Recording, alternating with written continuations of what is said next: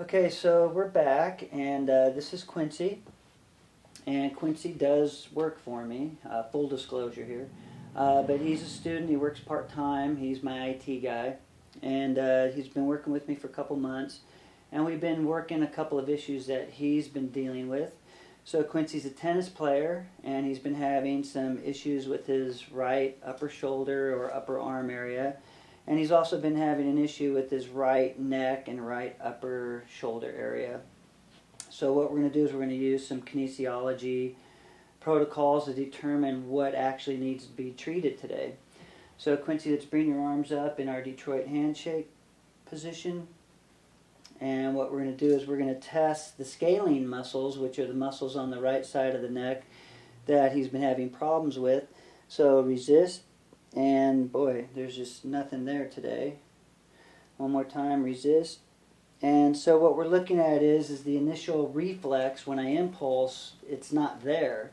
So that allows his head to come a few degrees out of position, and what happens is because the head starts to move, the muscles are not able to activate to resist.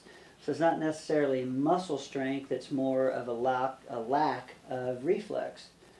So hold here and let me resist as we test the opposing side. Let's do that one more time. Hold.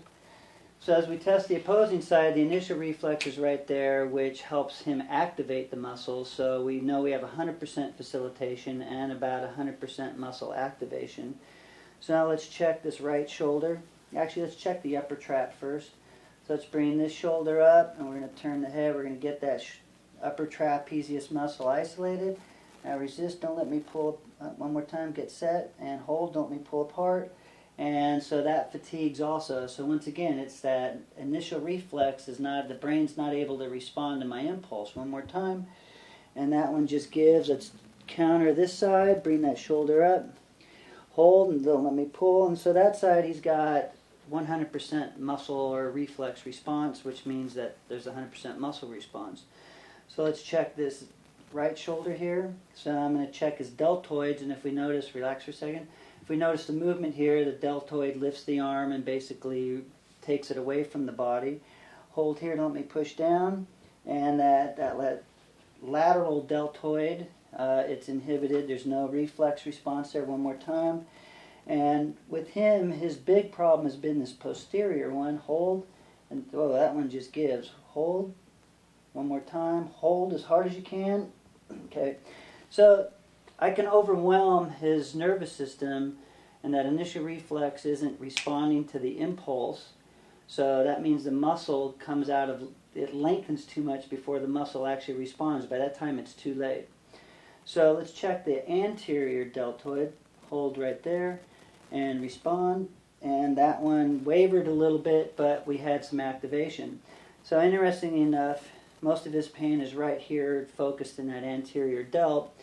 And being a tennis player with a lot of this type of a movement, that delt assists the rotator cuff, and he's getting a little bit of an overuse issue going here in this deltoid. So let's check some deeper subsystems, and let's see if any of those are related to this injury. So come up here. What I'm going to have him do is contact the reflex, the vascular reflex center for this deltoid, and hold here. And that one's better. Hold. Okay, so that one's better. We have a little bit of a response. Tells me there's a little bit of a vascular impairment here. And now hold here. One more time. Okay, so let's come and let's touch this lymphatic reflex right there. So there's a vascular component related with the subluxation that exists in the shoulder. And now what we're trying to do is we're going to determine if there's a lymphatic issue, and so we know that we'll need to treat that also. So hold here, don't let me push down. That was a lot better, but still it inhibited. One more time. So he's got more resistance here, so we're seeing that there's a relationship between vascular and lymphatic tone, so those are things that we might want to treat while we're working on this problem. So lay down on your back, and what we're going to do is we're going to do a quick assessment to determine which vector the shoulder might be out of alignment in. And what we do is we do another form of therapy localization where I'm going to stress the joint in a certain direction and I'm going to come back and look at how his body responds.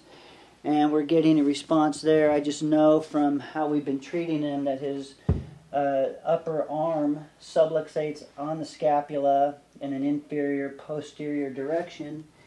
And so I see as I stress test the joint in that area that we're getting a response. Something that we noticed the last time was he was starting to develop a scapular instability, and it looks like we probably will need to adjust the scapula also.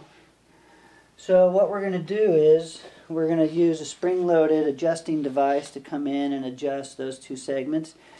But I just got ahead of myself a little bit here, and I want to check his alignment in his neck.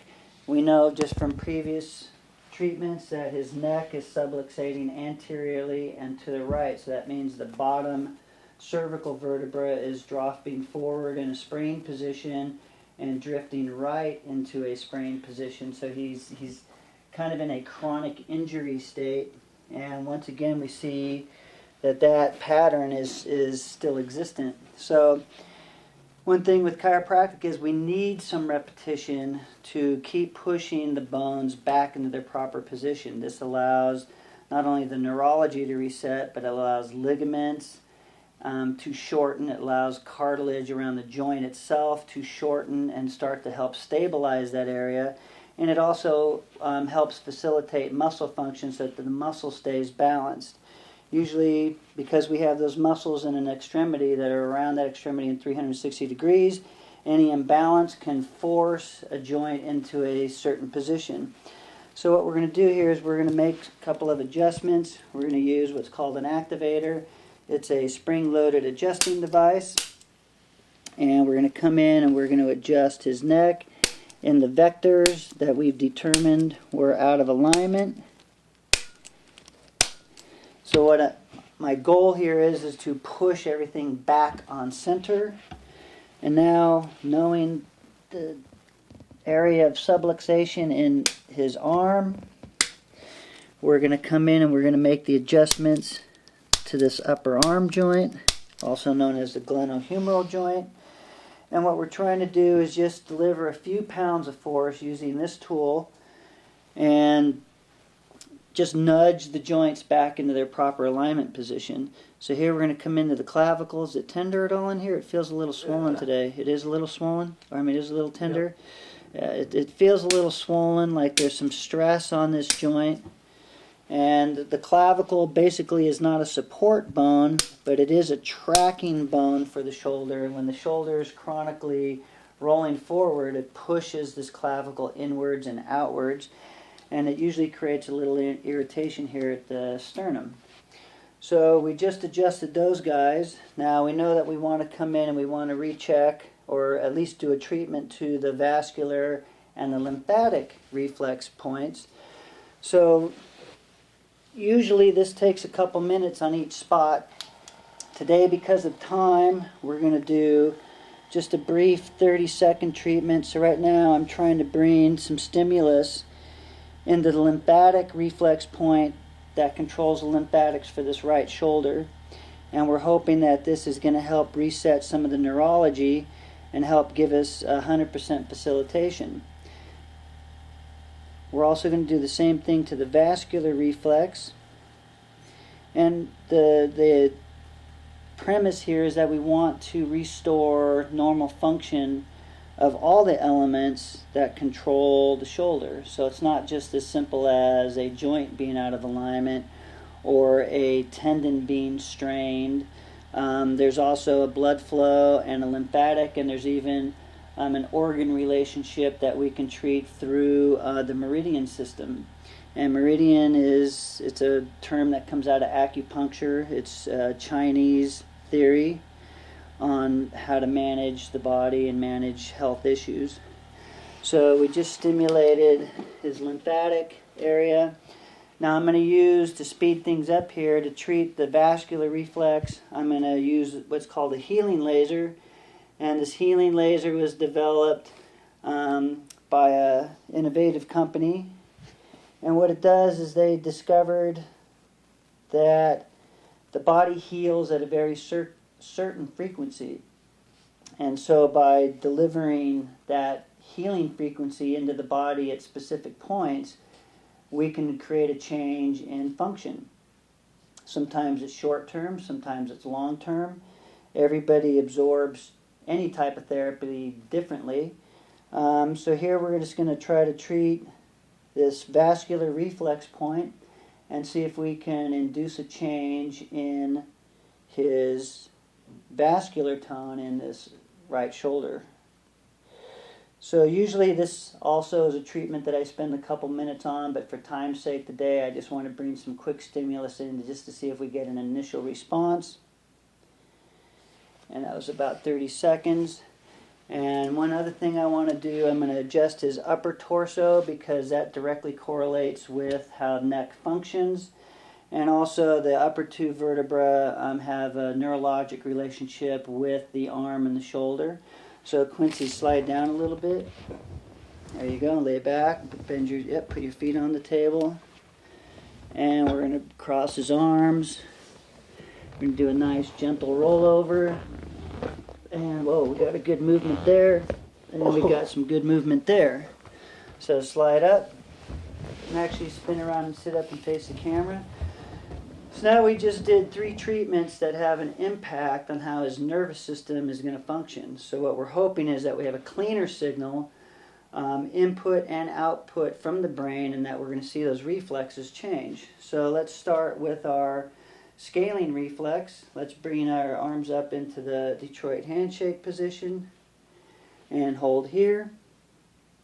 Okay, one more time. That was better. Hold. One more time. Hold.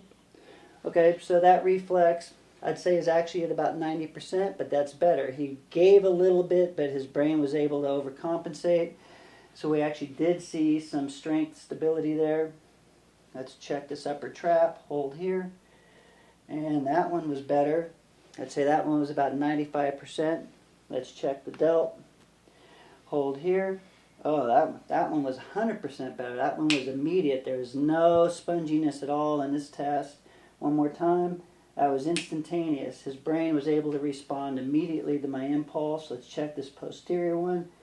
And that's the big one right there. This is the Big E drink, the Big E fry. That posterior delt is 100% facilitated right now, and that's great because we know that that's one of his big weaknesses. Hold your arm right here. Let's recheck the anterior, and that one's even stronger. That one was 100%. Was there any discomfort the second time right now when we just checked that anterior delt? No, it feels a lot better. Okay. Let's move your arm around a little bit. How does it feel? Feels good. Loose. Feels loose. Okay. All right. So this is just one example of how we treat people here. There's no random or generic adjustments. Everything is done very specifically. So we're going to segue into another adjustment on another person, and we'll be back in just a second.